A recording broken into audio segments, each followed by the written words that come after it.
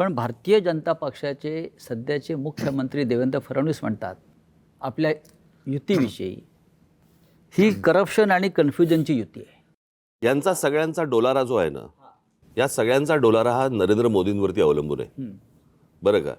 ही बसवलेली माणसं आहेत सगळी, ह्यातला बसलेला माणूस कोणीच नाही आहे.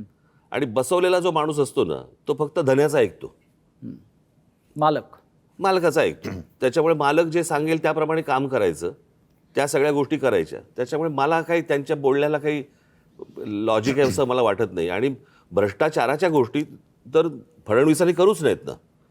ते बैलगाडी घेऊन गेले होते नाही का अजित पवारांच्या बाबतीत. कालच अजित पवार बोललेत ना. हो, अजित पवारांच्या बाबतीत बैलगाडी घेऊन गेले होते की हे पुरावे आम्ही घेऊन येतोय म्हणून. मग आता म्हणतायत की कोर्टात केस चालू आहे. अरे मग द्या ना ते पुरावे. कसं आहे, आपलं ठेवायचं झाकून, दुसऱ्याचं बघायचं वाकून, या लेवलला आता ते आलेत. तुमच्याकडे काय चालू आहे ते एकदा बघा.